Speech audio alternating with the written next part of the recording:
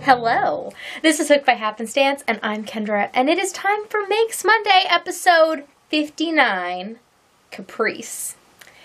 Now, it has been about a month, I believe, just over a month, since I last filmed, and I felt like Caprice was the perfect word to describe what is going on right now.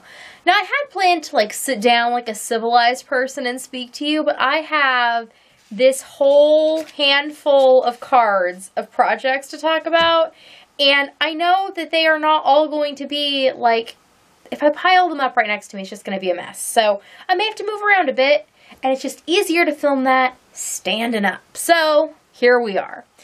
So I always like to begin these crochet podcasts by discussing our word of the week, or this is more the word of this exact moment, which is caprice. Caprice is a noun, meaning a sudden, impulsive, and seemingly unmotivated notion or action. It can also mean a sudden, usually unpredictable condition, change, or series of changes. It can also mean a disposition to do things impulsively, or capriccio, which is a musical term. So, why is that an appropriate term for the filming of this video? Because I have no clue why I all of a sudden, desperately wanted to film. I have not been filming many videos of late. I've been prioritizing my time and energies differently. I've been trying to live by one of my favorite mantras, which is, when things stop adding up, start subtracting. And things were not adding up, and so things were getting subtracted, and the things that were easiest to go were things like vlogging and filming videos, and it just kind of goes on from there. And so I'm sitting in there working on some Christmas presents tonight, and all of a sudden I'm like, I'd like to film a video. And one video has become multiple videos, and I'm like, I should film a podcast. So here we are. It was spontaneous, it's sudden. You just got to roll with me, because I put together the list of things, but I don't necessarily have a plan, so we're just going to ride this bit of energy as long as it takes us, and hopefully I will make sense along the way. Now, I have a number of projects to show you that are both on and off my hook, and I have a few things that are on and off my hook that I can't fully share, but we will talk about those as we come to them. Also, as it has been over a month since I have filmed, I don't know that this list fully accounts for things, because I have been doing a poor job of making sure that things end up on a little card on my on the hook list, just because I have not been spending a lot of time in this room. That's just been part of the subtracting of things. It's not that I have not been crafting, but I've not been crafting in here in the way that I usually do. So things are a little scattered, a little all over the place, but again, we're just gonna write it. So let's start with the 3 things that I finished that I do not have to show you. I do think I have Instagram pictures of a couple of them, so I will plug the Instagram pictures in next to me if I have them.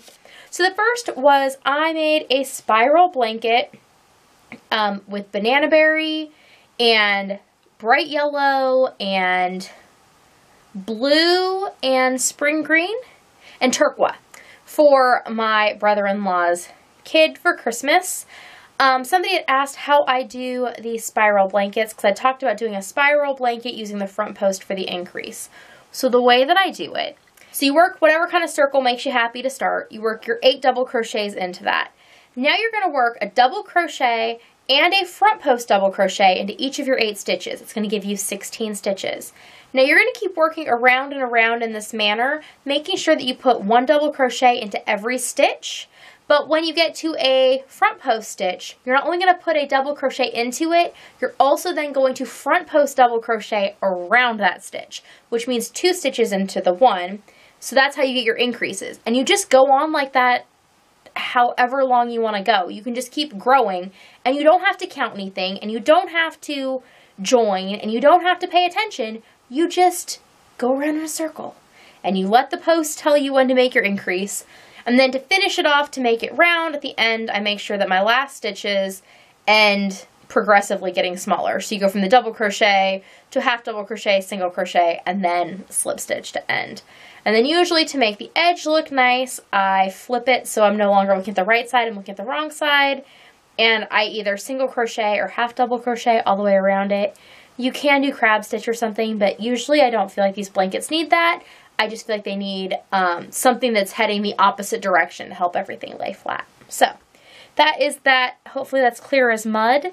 If not, I did, in the video where I talked about doing this, which I think was a Let Peachlet pick, April had asked me how to make one, and I answered it over there in writing. So if that's more your jam on how to figure these things out, check that out. I also retooled a Christmas blanket, which was also a spiral blanket, which I had made as a baby blanket previously, for sale, like a while ago. I think like a year and a half ago, maybe. Anyways, I had made this blanket. The center was made out of some sweet rolls, a red sweet roll, and then I had used some variegated green and another like tweed kind of yarn to kind of, you know, even it out. I thought it looked Christmassy at the time. People thought it could be like a watermelon, you know, whatever. But it wasn't really big enough, I thought, to make like a couch blanket for an adult. But I wanted to gift it to my sister and her family for Christmas. So I had another skein of the sweet rolls. So I added that, and I added some more greens and just some other things to it. I made it bigger. I think I have a picture of that too, which I will put up here for you to see. So I just kept going with that, made it big enough to be a grown-up blanket, and it is now winging its way to California. So I don't have that to show you. I also made these samples for my Jolly Joy and Other Junk, which is something I'm doing over on Patreon starting on the 26th of November through 25 days from then. There will be a daily pattern row released, and many days I have made a video to go along with it. It's been like a mini podcast of sorts, available to all my patrons at the $2 and higher level. So those have been coming out. Those are there, and they will remain there until New Year's Eve. So if you're interested in hopping in on that, go sign up on Patreon. You can have access to all the things. I'll talk a little bit more about how quick you can work this up in a bit. So I made a sample for the pattern as I was designing it, and I made it out of yarn that I really liked. I made it out of some yarn that I had been gifted by Kat of Cattails Yarn, and then I tweaked the pattern, and I made another one of them, which you will see momentarily.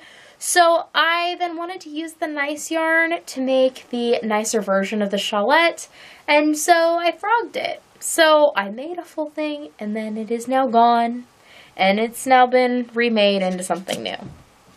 So those are a few of the things that I finished. Now we're on to things I can actually physically show you that I have finished, which I guess we can start with that. Where'd it go? It's hiding. I told you this is why I'm standing, because then you can watch me look around like, aha, oh, that's right. See, I gotten set up by my chair, and now I'm not at my chair. So this here is the finished shawlette. It is not yet blocked. I went ahead today. I released day 19 of the 25 days, but I got a bee in my bonnet the other night, and I just really wanted to finish it. So I did, and here it is. But you can't see it all the way, but I did a whole mess of beads in mine, starting with a lot of beads to not as many beads, and it fades down, and I really like it, and it's smooshy and delightful, and I'm looking forward to wearing this. I just need to block it, but I need to be home and around while I do that so that the cats don't attack it. So that is coming. So that is something else that I have finished. I also finished the other day this hat, which again, I will not fully show you right now because it is an as yet unreleased pattern. It will be released after the end of the shawlette. This will end up in Peachlet's pattern pile because it has a shared motif of sorts. This I made out of Vanna's Glamour in the Moonstone colorway, and I used just some random beads that I had and made a slouchy hat that I really like, and I will talk about more after the pattern has been released, because then I can show you in more detail. So that is that. Now, what else have I finished? Last weekend, was the Project for Awesome, which is a fundraiser put on by the Vlogbrothers on YouTube. It's a 48-hour live stream to raise money. The first day, they raise money for Save the Children and Partners in Health, which are two organizations that have, like, a bunch of matching donors, and there's all this money raised. And then the next day, people vote on videos made by the community, and then the money that is raised on that second day is split amongst those organizations. So, one of the things that you can do during the live stream is buy perks through Indiegogo. Last year when I watched the Project for Awesome, I did buy the digital download bundle, which came with a whole bunch of podcasts and some digital art, and one of the things it came with was a knitting pattern to make a DFTBA, which means don't forget to be awesome, which is the, like, mantra of the Vlogbrothers and their viewers who are called Nerd Fighters. So it's like the mantra of Nerdfighteria is DFTBA, don't forget to be awesome. So that's the weird, it's a fandom, it's a thing, it's one of my things. So I don't knit, and I didn't necessarily want the exact scarf, but it did have a charted component for the words, so I used the chart that came with it, as well as some yarn that I had been yarn fairied a long time ago. This is all made out of wool, and I did the word components, so it says, don't forget to be awesome, and then there's an X, which kind of looks like there's like a hand thing. Anyways, it is all nerd fightery. So I made that, and then I built off of it was just the purple and then the words based on the chart. And so then I kept going with the leftovers of like the kind of beigey gray color. And so I built off of that on either end. And then I decided that to cover up my floats, because they were not my best floats, and they were fairly longish because of the way the words were, that I wanted to make this double layered, which also means it's going to be super warm and wonderful. So this is some Peyton's wool that I had also been yarn fairied, and it was like a partial skein. So I just went ahead, and so I finished the word component, and then I worked the gray on one side and then the other, and then I just kept going in the same thing, so it was all one piece. And I put a bend in it too, so I worked in the back loops to like make it bend over so that it has a nice flat ridge. And then I worked all of the section of the Peyton's wool, and then I, again, did some back loop stuff, and I slip stitched along the edge. So it is a fully contained tube, and it gets up big and around my face, but these colors actually match my like warm winter jacket really well. So this is going to be like warm and smooshy to wear when I go out and it's cold. I can even wear it, because of the size and the way that it's shaped, I can wear it like, I'm wearing it over a cowl that I'm wearing for like fashion purposes. I can then wear an extra layer of warmth. And this is actually a size where it will ball up and fit in the coat pocket of my coat too. So I can either wear the Don't Forget to Be Awesome part out, which is a color, my coat is a slightly darker version of this color purple, or I can turn it this way and be like secret awesome, and no one will know but me. And that will be awesome as well. And I had had this pattern, like I said, for a whole year. And as soon as I got it, I was like, I want to make this, I want to make this. And I kept thinking I was going to make it during like a Peach Lip Pick or something, because I had an idea to do this in my mind, like for the whole year. And I hadn't gotten around to it. So when Project for Awesome came up, I was like, you need to do this. So while I watched the Project for Awesome, I made my Don't Forget to Be Awesome cowl. And I made this all in day one. That night, while I was watching the live stream super late, I finished it and then worked on other projects the next day. So that is that project. Now, the next thing is actually one of the first things that I finished in the time period since I last filmed. And it's this, which was, again, also a Peach Lip Pick. This is an autumn dress that I made. I've been doing these mashup dresses where I crochet a top, and then I sew a bottom, and then I sew the crocheted part onto the fabric part, and then it's a dress. So I made this the week before Thanksgiving. I made it like right after I filmed. last. And then I wore this for a Thanksgiving thing. I wore it for our family Thanksgiving the first time I wore it, and then I've worn it several times since. It's super comfy. I really like it. And gosh, when I hold it up like this, it looks like I'm super duper slender, but that's because it stretches really far this way too. And I put elastic in the waist with the gathering, so it holds it up really nice at like an empire level. You've probably seen me wearing this in other videos. Or I also posted a picture of me on Instagram with it on. So making dresses like that, it's just like a new thing I've been liking to add to my handmade wardrobe. I really find them very comfortable to wear, and I like the skirt style is really nice, especially on this, like, that one's super long, because I can wear leggings under it and you can't even see them, so it's just like warm and cozy without, you know, being visible. And then with like the one I made for Halloween, it was shorter, so on days where it wasn't as cold, I could just wear it bare-legged, and it was fine, but I could wear leggings under it as well. So there will definitely be more of that style of dress in my future. In fact, there will be one I will be making here this week.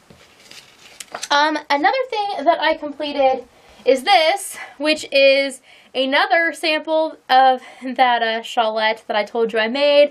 After I made the one out of the cattails yarn and then I frogged it, I made this one out of some mill-end yarn from Joann's because the pattern does call for 100 grams of fingering weight yarn.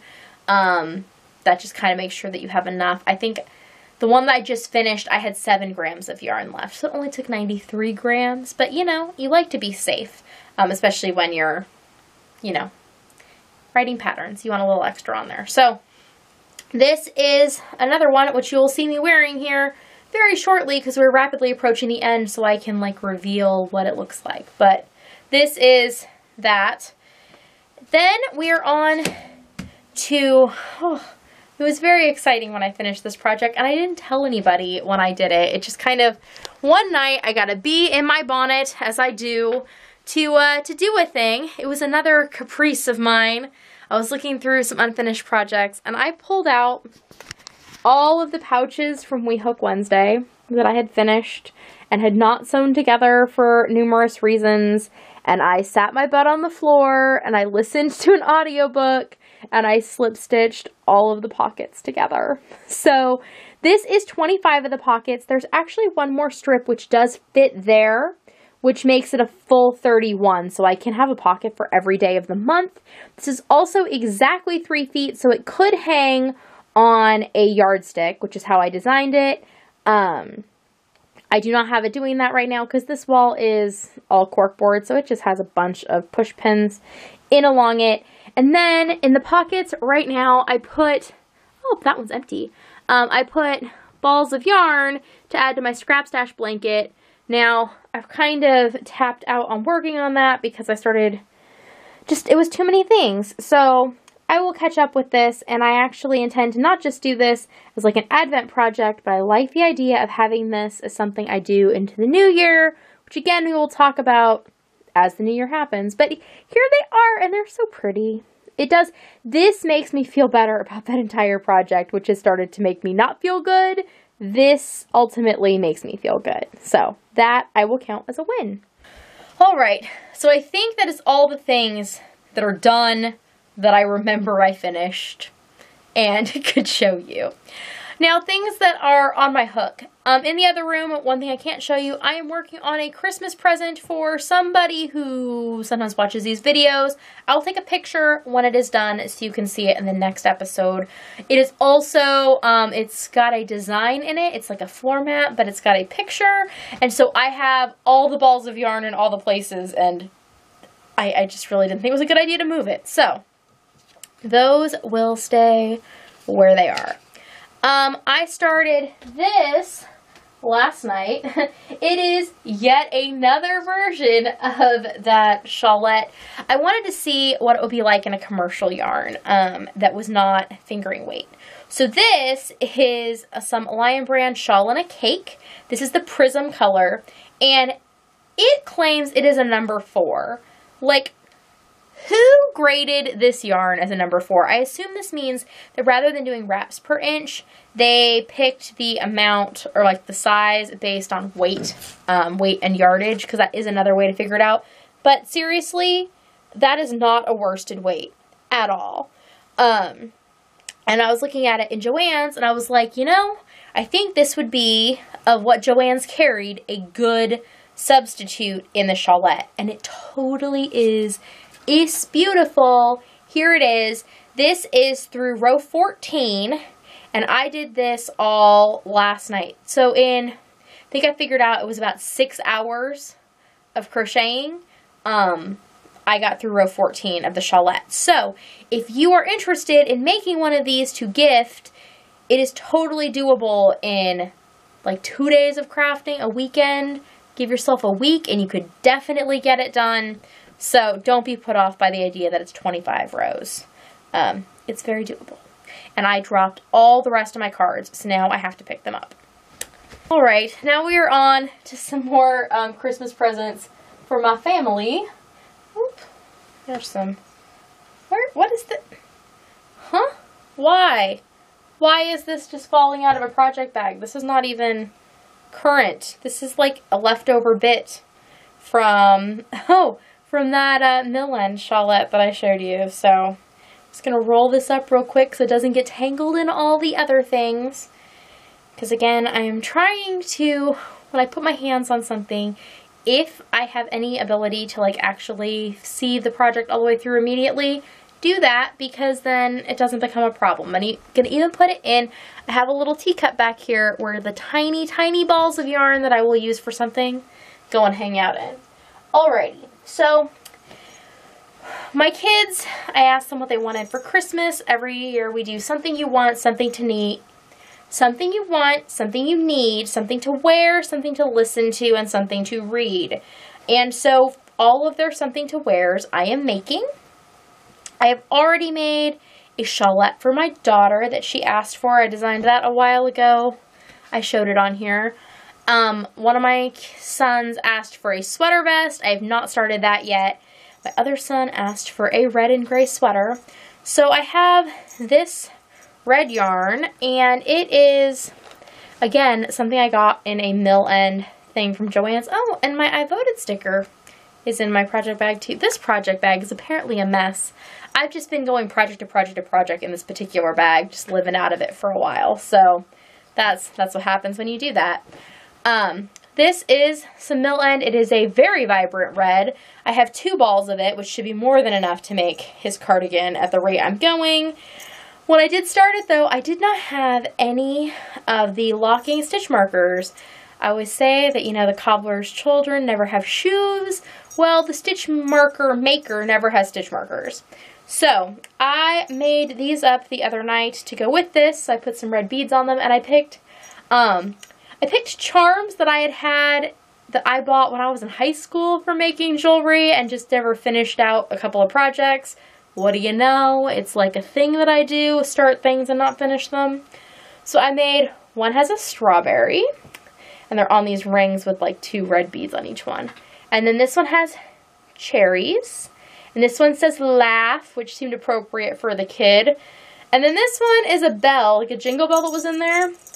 And this is also super appropriate, and he's making me think of my kid, because the kid I'm making this for is just, unless they are sleeping, there's a dull roar of noise constantly.